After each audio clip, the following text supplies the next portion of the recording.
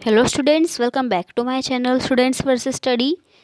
आज हम इस वीडियो में करने वाले हैं क्लास 10th एनसीईआरटी इकोनॉमिक्स के चैप्टर मनी एंड क्रेडिट का वन शॉट। चलिए स्टार्ट करते हैं।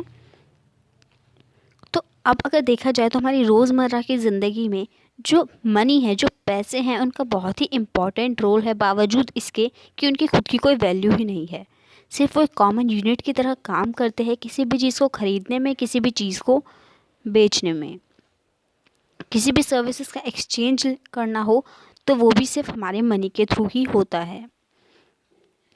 तो अब हम ये पढ़ें कि मनी को हम ट्रांजैक्शंस के लिए क्यों यूज़ करते हैं। उससे पहले एक बात जो है वो जाननी ज़रूरी है, और वो ये है कि आज के टाइम में अगर देखा जाए तो हर एक व्यक्ति जो है वो पैसे में पेमेंट लेना ज़्यादा पसंद करता है इन कंपेरिजन ऑफ हमारी राशन वगैरह लेना। बार्टर सिस्टम को अब सब भूल चुके हैं। अब ये बार्टर सिस्टम क्या है, एक बार इसको भी पढ़ लेते हैं। तो बार्टर सिस्टम एक ऐसा मीडियम है, एक ऐसा सिस्टम है जो कि पुराने टाइम में, ओल्ड डेज में, जब पैसे नहीं हुआ करते थे तो उस टाइम पे गुड्स या सर्विसेज के एक्सचेंज के लिए इसको हम यूज़ करते थे। एंड इसमें एक असेंशियल फीचर होता है जिसे हम कहते हैं double coincidence of bonds. For example, अगर हमें प्लम्बिंग करवानी है फॉर एग्ज़ाम्पल, ठीक है, एंड हमारे पास राशन है बहुत सारा, वहीं पे दूसरा प्लम्बर है जो प्लम्बिंग करने के लिए तैयार है। अगर उसे राशन मिल जाए तो हम करवा सकते हैं ना कि वो हमारी प्लम्बिंग कर देगा, हम उसको राशन दे देंगे, उसकी भी वांट्स पूरी हो जाएंगी, हमारी भी पूरी हो जाएंगी। बट ऐसा हर बार तो नहीं हो सकता ना कि आपको जो चीज़ चाहिए वो दूसरे को, मतलब आपको जो चीज़ करवानी है एंड जो चीज़ आपके पास है वो दूसरी को करनी भी हो एंड उसको वो चाहिए भी हो। तो ये डबल कोइंसिडेंस ऑफ बॉन्ड्स जो है एसेंशियल फीचर है, बट ऐसा नहीं हो पाता है हमेशा। तो इसीलिए जो मनी है उसका बहुत ही ज़्यादा इम्पॉर्टेंट रोल है हमारी लाइफ में, क्योंकि एक मीडियम की तरह काम करता है किसी भी गुड्स या सर्विसेज को एक्सचेंज करने के लिए। वहीं पे हर कोई जो है वो मनी में पेमेंट्स रिसीव ज़्यादा करना पसंद करता है। एंड जिसका तीसरा मेन फंक्शन है वो ये है कि ये जो डबल कोइंसिडेंस ऑफ बॉन्ड्स वाला झंझट है इसको ही ख़त्म कर देता है।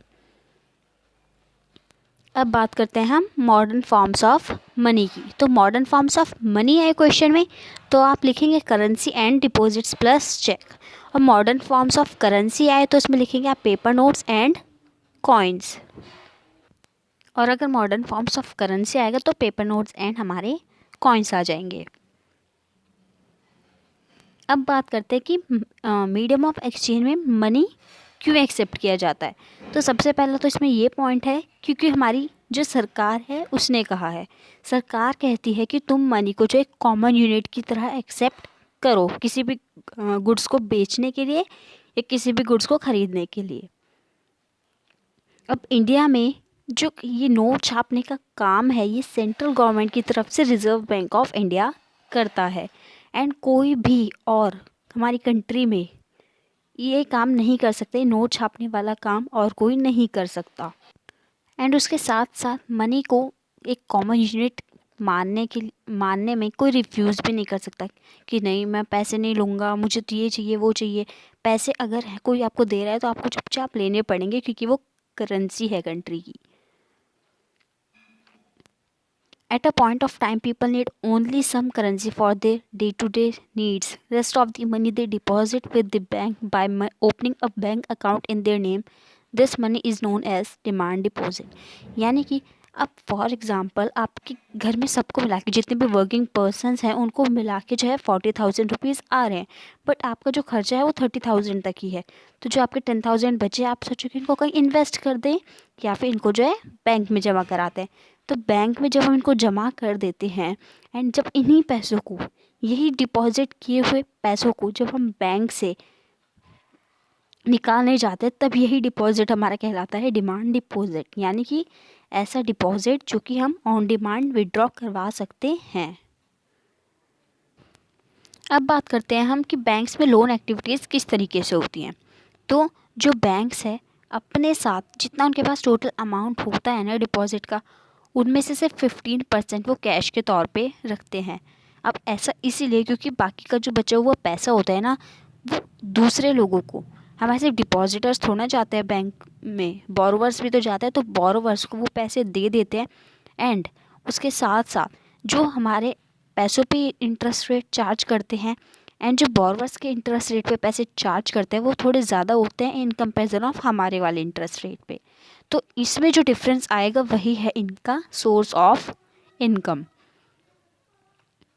तो यही लिखा है इस स्लाइड पे कि जो हमारा इंटरेस्ट रेट होता है हमारे डिपॉजिट्स पे वो कम होता है इन कंपैरिजन ऑफ जो इंटरेस्ट रेट हमारे बोरवर्स पे करता है बैंक को। एंड इसी डिफरेंस में जो है वो अपनी इनकम को जो है जनरेट करते हैं। अब जो क्रेडिट है, यानी कि क्रेडिट क्या होता है, सबसे पहले तो एक बार यही जान लेते हैं।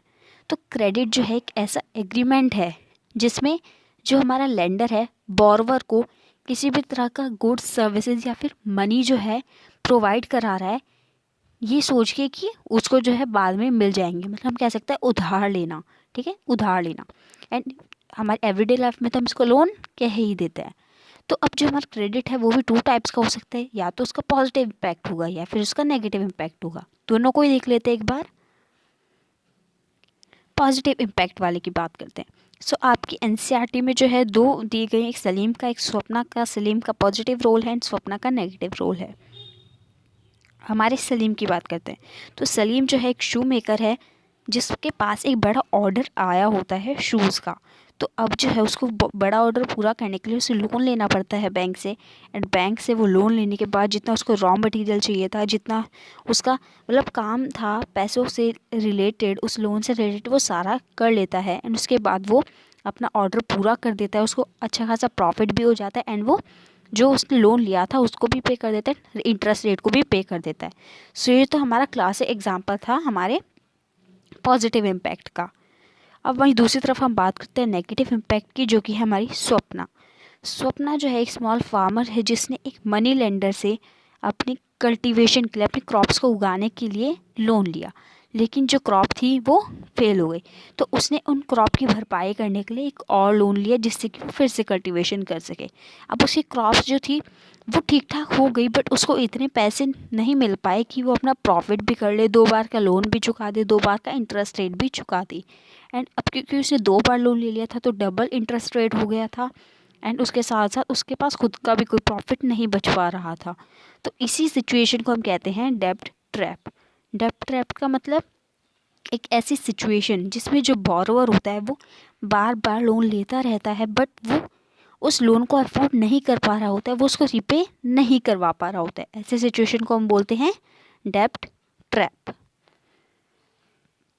अब टर्म्स ऑफ क्रेडिट की बात करते हैं कि लोन के लिए हमें क्या क्या टर्म्स चाहिए, मतलब क्या क्या ज़रूरतें हैं हमें क्रेडिट लेने के लिए, लोन लेने के लिए।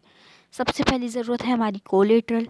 कोलेटरल मतलब एक ऐसा एसेट जो कि बोरोवर जो है हमारे लेंडर को प्रोवाइड कराता है कि इसको तुम अपने पास रखो और जब तक मैं तुम्हारे पैसे नहीं देता तुम इसे अपने पास रखो, जब मैं तुम्हारे पैसे दे दूँगा तो फिर तुम मुझे मेरा एसेट वापस कर देना। सिंपल।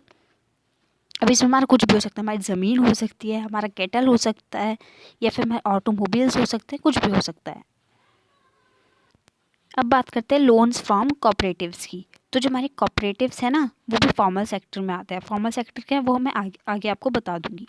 तो रूरल एरियाज में जो कोऑपरेटिव सोसाइटीज़ या कोऑपरेटिव सेक्टर है वहीं से जो है ज़्यादातर लोग लोन लेते हैं, बट उससे भी ज़्यादा लोग जो है मनी लेंडर्स इन सब इनफॉर्मल सोर्सेज से लेते हैं क्योंकि कोलेटरल वगैरह का झंझट पड़ जाता है। और ये जो कोऑपरेटिव है ना ये हमारे कुछ पर्टिकुलर टाइप के लोग बनाते हैं, या फिर जैसे कास्ट बेस नहीं कह रही, मतलब ये फार्मर्स हो गए, फार्मर्स का खुद का कोऑपरेटिव हो सकता है, वीवर्स का खुद का कोऑपरेटिव हो सकता है। तो इस तरीके से अब बात करते हैं सेक्टर्स ऑफ क्रेडिट की। तो 2 तरह के सेक्टर्स होते हैं, फॉर्मल जिसमें हमारे बैंक्स एंड कोऑपरेटिव्स आते हैं, एंड सेकंड है इनफॉर्मल जिसमें हमारे money lenders, traders, relatives, friends ये सब आते हैं। सबसे पहले हम बात करते हैं फॉर्मल सेक्टर की। तो फॉर्मल सेक्टर में जो हमारा आरबीआई बैंक है, रिजर्व बैंक ऑफ इंडिया जो है, वो सारे फॉर्मल सोर्सेज को जो है उनकी फंक्शनिंग को सुपरवाइज करता है कि काम किस तरीके से हो रहा है, अच्छे से हो रहा है या नहीं हो रहा है। उसके साथ साथ हमारे फॉर्मल सेक्टर में बैंक्स एंड कोऑपरेटिव्स दोनों आते हैं। इसमें जो इंटरेस्ट रेट होता है वो ठीक ठाक होता है, मतलब बहुत कम भी नहीं कहेंगे, बहुत ज़्यादा भी नहीं कहेंगे, ठीक होता है कि अफोर्ड कर ही लेंगे जहाँ तक है। फिर जो टर्म्स ऑफ क्रेडिट होती है यानी कि कोलेटरल वगैरह ये सब चाहिए होता है। एंड किसी भी तरह का डिस्क्रिमिनेशन नहीं होता है कि ये इस कास्ट का है, ये जनरल नहीं है, ये ओबीसी है, ये एससी है। इस तरह का किसी भी तरह का डिस्क्रिमिनेशन नहीं देखने को मिलता है हमारा फॉर्मल सेक्टर में, चाहे वो रिलीजन बेस्ड हो, चाहे वो कास्ट बेस्ड हो, चाहे वो कलर बेस्ड हो, किसी भी तरह का नहीं होगा। अब टर्म्स ऑफ क्रेडिट की हमने बात करी, ले कोलेटरल वगैरह चाहिए, डॉक्यूमेंट्स वगैरह भी चाहिए। तो इस तरह की सिचुएशन है हमारे फॉर्मल सेक्टर में। अब फॉर्मल सेक्टर में भी हमारा नाम आया था आरबीआई का, तो एक बार इसके और भी फंक्शन को देख लेते हैं कि एक फंक्शन तो इसका हो गया कि फॉर्मल सोर्सेज जितने भी है जो हमें लोन प्रोवाइड करवाते हैं उनको सुपरवाइज करवाता है।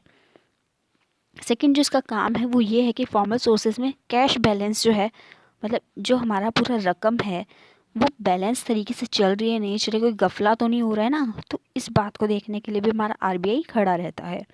उसके साथ साथ हमने पढ़ा था, अभी पढ़ा था कुछ देर पहले कि जो ये नोट छापने का काम है ये भी हमारा आरबीआई करता है। एंड उसके साथ साथ जो हमारे फॉर्मल सेक्टर्स होते हैं ना, इनको आरबीआई को एक रिपोर्ट सबमिट करनी पड़ती है कि वो कितना किसको और कब और कितने इंटरेस्ट रेट पे जो है चार्ज कर रहे हैं।